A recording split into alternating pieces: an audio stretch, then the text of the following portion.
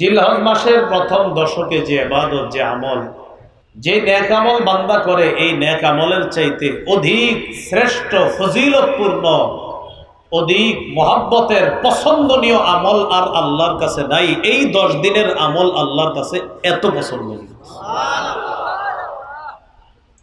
হাদিসের একটা কিতাব আছে মুসনাদে বাজ্জার, এই কিতাবের 1182 নম্বর হাদিস।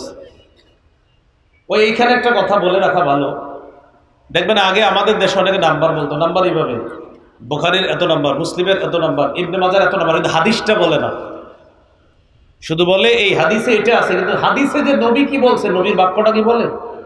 এই যে যেমন রাসূলুল্লাহ সাল্লাল্লাহু আলাইহি সাল্লাম বলেছেন, মা মিন আইয়ামিন আল আমালুস সালিহু ফিহা আহাব্বু ইলাল্লাহ, এই বাক্যগুলো নবীর বাক্য, নবীর বাক্য বলে না, শুধু এতটুকু বলে বুখারীতে আছে, মুসলিমে আছে, ইবনে মাজাহ আছে, নাসাইতে আছে, থাকলেও না থাকলেও, মানে কতগুলো কিতাবের নাম বইলা বলে আছে, তো বইলা একটা বর্ণনা বলে, যে বর্ণনাটা মানে বাংলাটা বইলা বলে।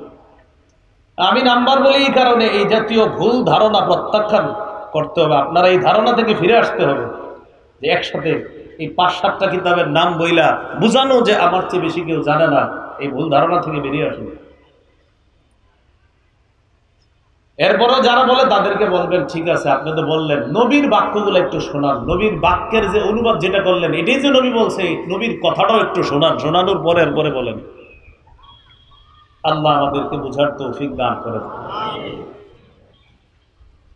তো রাসূলুল্লাহ সাল্লাল্লাহু আলাইহি সাল্লাম বলেন, মুসনাদে বাজ্জারের 1182 নম্বর হাদিস, এই হাদিসে আছে রাসূলুল্লাহ সাল্লাল্লাহু আলাইহি সাল্লাম বলেন, আফজালু আইয়ামিদ দুনিয়া আইয়ামুল আশর, দুনিয়ার সবচাইতে ফজিলতপূর্ণ দিন হলো আইয়ামুল আশর, আশরি জিলহিজ্জা, জিলহজের প্রথম 10 দিন সবচেয়ে ফজিলতপূর্ণ দিন। এই 10 দিনের মধ্যে আবার সবচাইতে সম্মানিত হলো 10ই জিলহজ। সুবহানাল্লাহ। এটা আছে ইবনে মাজাহ 3931 নম্বর হাদিস। বিদায় হজে রাসূল সাল্লাল্লাহু আলাইহি সাল্লাম বলেছেন, আলা ওয়া ইন্না আহরামাল আইয়াম